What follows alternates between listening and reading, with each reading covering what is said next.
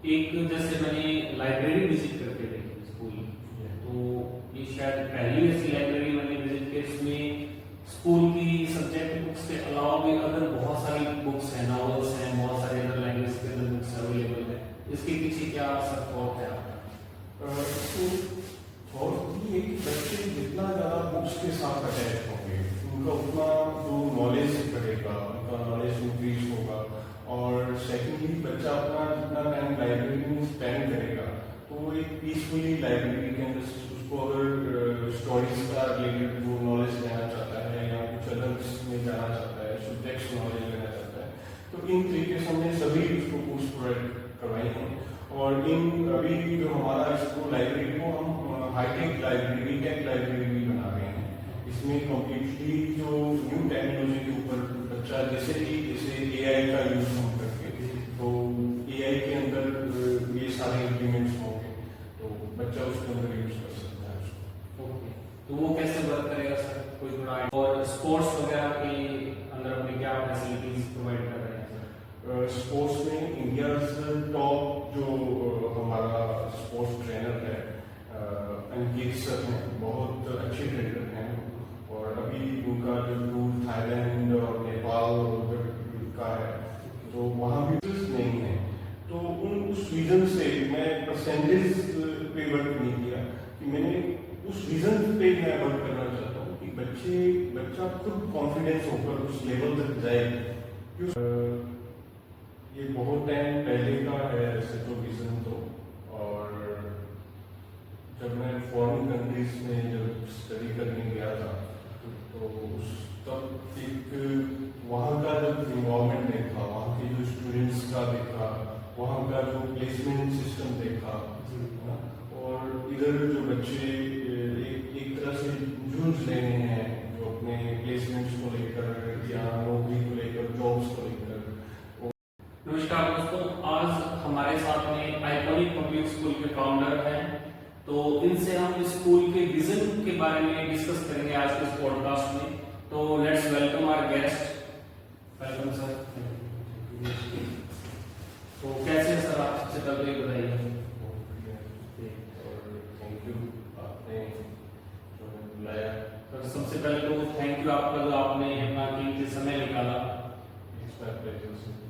तो सर सबसे पहले आप हमें ये बताइए कि जो आपने इतना बड़ा जो ये एक एजुकेशन के अंदर आप ये प्रोजेक्ट लेकर के आए आइकॉनिक पब्लिक स्कूल, जो अपने लोकल एरिया में हर एक बच्चे, हर एक पेरेंट्स की जुबान पे जो ये नाम आया है, तो इसके पीछे आपका रीजन क्या है? कब आपके माइंड में ऐसा थॉट आया कि इस तरीके का एक बड़ा एजुकेशन प्रोजेक्ट यहाँ होना चाहिए?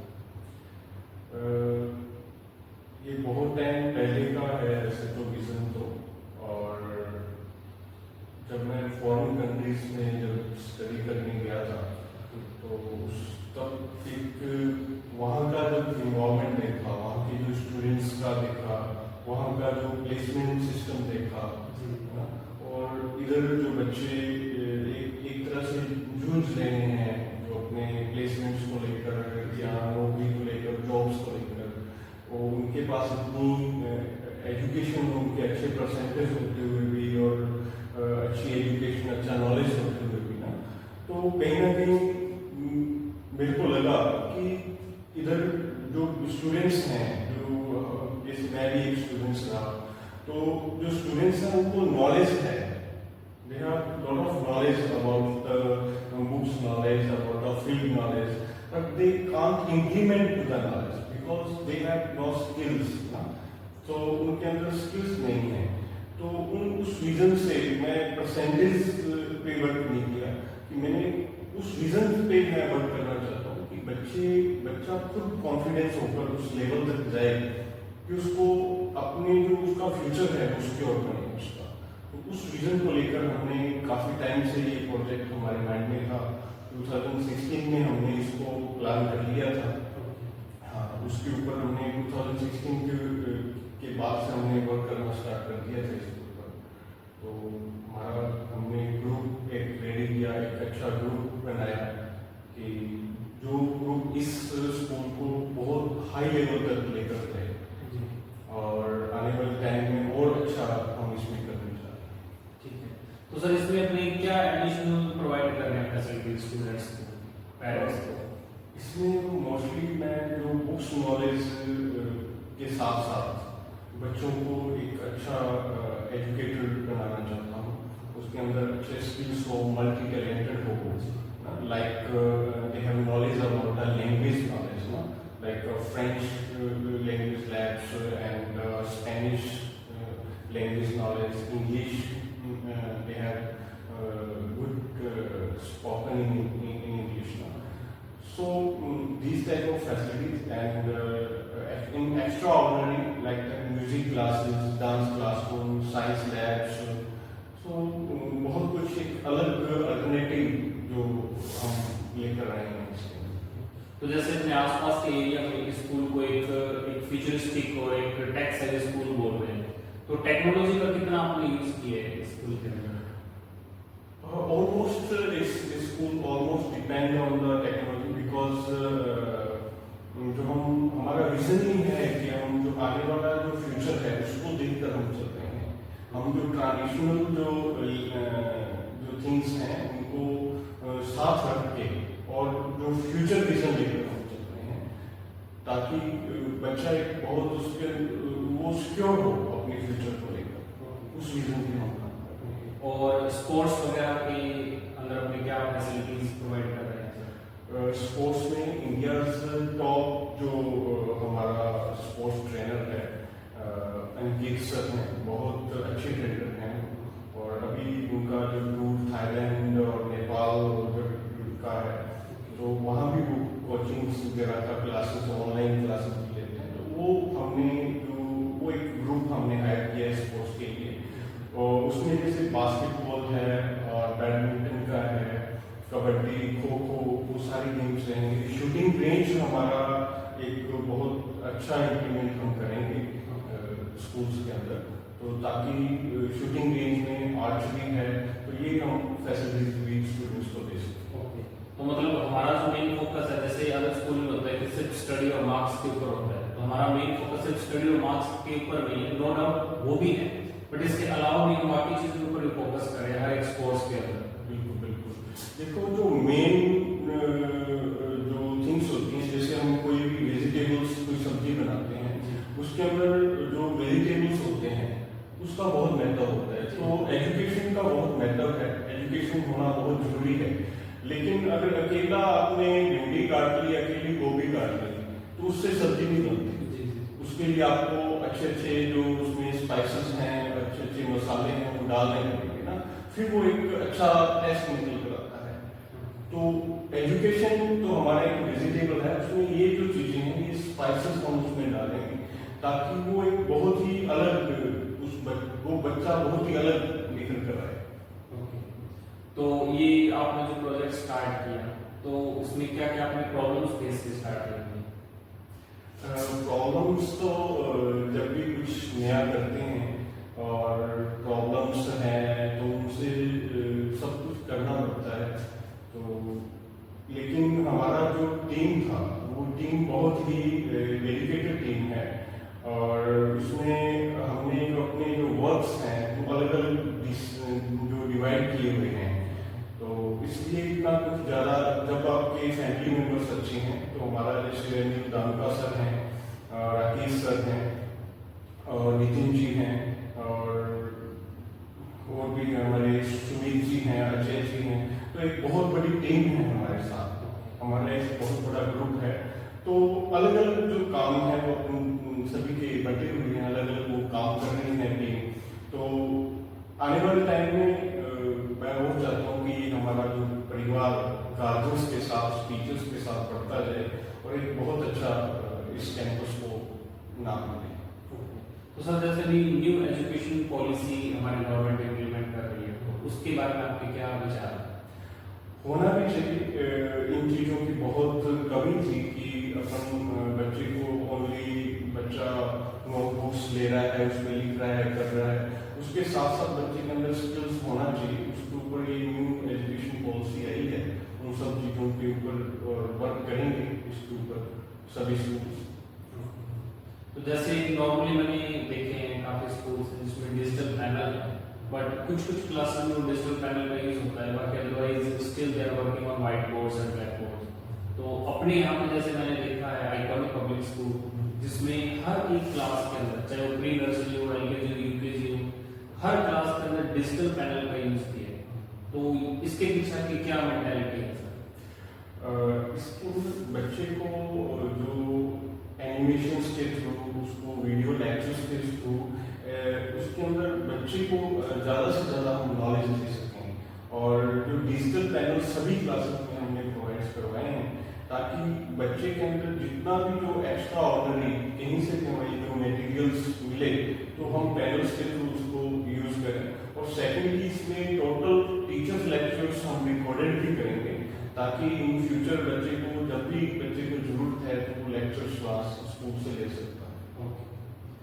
एक जैसे मैंने लाइब्रेरी विजिट करके देखी स्कूल, तो ये शायद पहली ऐसी लाइब्रेरी मैंने विजिट की इसमें स्कूल की सब्जेक्ट बुक्स के अलावा भी अदर बहुत सारी बुक्स हैं, नॉवेल्स हैं, बहुत सारे अदर लैंग्वेज के अंदर बुक्स अवेलेबल है। इसके पीछे क्या सब थॉट है आपका? थॉट ये कि बच्चे जितना ज़्यादा बुक्स के साथ अटैच होंगे, उनका उतना जो नॉलेज बढ़ेगा, उनका नॉलेज इंक्रीज होगा। और सेकेंडली बच्चा अपना जितना टाइम लाइब्रेरी में स्पेंड करेगा, तो वो एक पीसफुली लाइब्रेरी के अंदर उसको अगर स्टोरीज का रिलेटेड वो नॉलेज लेना चाहता है या कुछ अदर्स में जाना चाहता है, सब्जेक्ट्स नॉलेज लेना चाहता है, तो इन तरीके से हमने सभी उसको कोर्स प्रोवाइड करवाए हैं। और इन अभी जो हमारा स्कूल लाइब्रेरी को हम हाईटेक लाइब्रेरी, टेक लाइब्रेरी भी बना रहे हैं। इसमें कम्प्लीटली जो न्यू टेक्नोलॉजी के ऊपर बच्चा जैसे AI का यूज हम करके, तो AI के अंदर ये सारे इम्प्लीमेंट्स होंगे, तो बच्चा उसके अंदर यूज कर सकता है उसको। ओके, तो वो कैसे वर्क करेगा सर, कोई थोड़ा आइडिया बताएं? उसके ऊपर एक जो टेक लाइब्रेरी के अंदर जो पैनल्स वगैरह लगते हैं और एक स्टैंडिंग स्क्रीन्स होती हैं, उसमें बच्चा कुछ भी सर्च कर सकता है। और जैसे चैट GPT है और AI के थ्रू जो भी अपना लेक्चर्स है या कुछ अपने सॉल्यूशंस हैं, वहाँ से AI के थ्रू बच्चा ले सकता है। बच्चा एक कॉन्फिडेंशियल फील करता है। तो ये तो अपने आप में बहुत ही बड़ा स्टेप है और बहुत एक रेवोल्यूशनरी स्टेप अपने इसको कह सकते हैं स्टूडेंट्स के पर्सपेक्टिव में। तो मतलब फिर तो ये ड्रीम स्कूल हो गया हर बच्चे के लिए। और I think as a parents भी, अगर मैं सोचूं तो हर पेरेंट्स भी चाहेगा कि ऐसे स्कूल के तो उसका बच्चा एडमिशन ले। बिल्कुल। और आने वाले टाइम में ऐसा हमें जैसे बच्चों का रुझान, पेरेंट्स का रुझान देख चुके हैं, तो आने वाले टाइम में हमें ऐसा लगता है कि हमारे लिए सीट्स हैं बहुत कम पड़ेंगी। और पेरेंट्स का बहुत प्यार है और पेरेंट्स ट्रस्ट भी करता है जी कि ये इतने लोग जुड़े हुए हैं एजुकेशन से, जो इतने टाइम से ये लोग जुड़े हुए हैं, तो ये कुछ अच्छा लेकर आएंगे और हम अच्छा लेकर आएंगे। तो बाहर से अगर कोई स्टाफ अगर आपके यहाँ पे अपने सर्विसेज प्रोवाइड करना चाहे, तो उसके लिए क्या फैसिलिटीज आप प्रोवाइड करते हैं? अकोमोडेशंस हैं जो हम जो अदर स्टाफ को दे रखा है हमने, जो मोस्टली अदर जो स्टेट से है स्टाफ और जैसे अदर सिटी से जो स्टाफ हैं, उनके लिए अकोमोडेशन वगैरह हम प्रोवाइड करवाते हैं। और मोस्टली आई थिंक हमारे पास जो स्टाफ है वो सब बाहर का है। बिल्कुल बिल्कुल। इसमें जो हम मोस्टली जो एक पैनल्स के थ्रू हमारा स्टाफ सिलेक्शन होते हैं, जैसे और आफ्टर दैट जब स्टाफ सिलेक्शन के बाद उसका वर्कशॉप है, ट्रेनिंग है, वो सारा हमारा रहता है। तो आगे सर फिर आपका क्या विजन है स्कूल को लेकर के? और एक और क्वेश्चन इसमें ऐड ऑन करना चाहूँगा कि स्कूल आपने यहाँ विजयनगर में ही क्यों ओपन किया, इसके पीछे क्या आपकी मंशा है? देखो, विजयनगर से मेरा बहुत बड़ा जुड़ाव है और यहाँ के लोग बहुत प्यारे लोग हैं और उन्होंने एक बेटे की तरह, एक छोटे भाई की तरह मेरे को प्यार दिया है विजयनगर के अंदर। तो मेरा मोटिव था कि जो विजयनगर के बच्चे हैं उनके लिए एक अच्छा स्कूल दे सकूं, क्योंकि जो इतना बड़ा कर्ज, इतना बड़ा प्यार दिया है यहाँ के लोगों ने, यहाँ के पेरेंट्स ने, यहाँ के जो एक बहुत बड़ा जुड़ाव है इस मंडी से।